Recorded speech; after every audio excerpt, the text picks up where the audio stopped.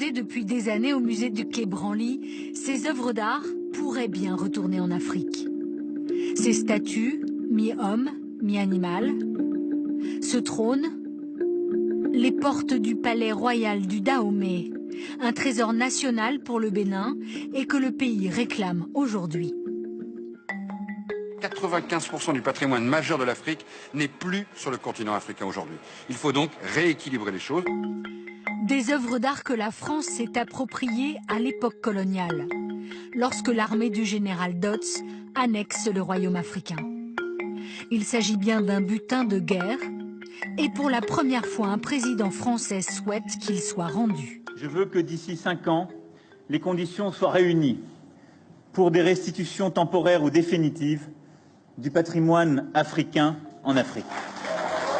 À 6600 km de Paris, à Cotonou, la capitale, les autorités du Bénin se battent pour faire revenir entre 5 et 6 000 de ces œuvres d'art.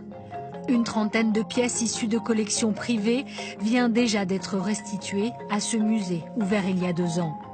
Ces bâtons de commandement appartenaient au royaume de leurs ancêtres. Les Béninois découvrent ce morceau de leur histoire. C'est une richesse dingue. C'est ma culture qui est partie sous plusieurs formes, mais revenue. Mais c'est une joie. C'est comme l'enfant prodigue. Ça symbolise la force de nos rois d'Abomey. Ah ouais, c'est fabuleux ça. Il faut faire en sorte que la nouvelle génération se réapproprie une histoire qu'elle ne connaît pas.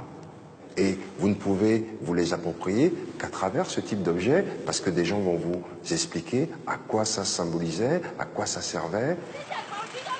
Et dans un pays qui souhaite s'ouvrir au tourisme, on espère un retour rapide de l'ensemble des œuvres d'art, pour l'instant inaccessibles. C'est important aujourd'hui par rapport à la croissance de l'Afrique. L'Afrique a besoin de retrouver ses patrimoines. Mais rendre à l'Afrique son patrimoine, en France, la décision fait trembler de nombreux conservateurs et marchands d'art, inquiets pour l'avenir de ces œuvres.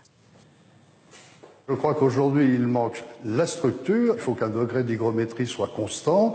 Il faut avoir les objets dans des conservations sans parasites. Il faut avoir des gens qui sont capables de traiter les objets s'il y a un problème, de les nettoyer, de pouvoir les restaurer, de pouvoir les présenter, de pouvoir les mettre en scène. Et aujourd'hui, c'est quelque chose qui n'existe pas en Afrique. Des accusations récurrentes qui irritent les autorités du Bénin. Je voudrais que ce débat s'arrête et que l'on considère que les autorités béninoises sont responsables, que les autorités béninoises savent ce que c'est que la conservation d'un patrimoine culturel et que quand nous demandons la restitution de nos biens, nous créons les conditions pour que ces biens soient bien conservés. Et si le musée du Quai Branly devait rendre toutes les œuvres d'art pillées ou acquises dans des conditions douteuses, ce sont 10 à 20% de ces collections africaines qui devraient être restituées.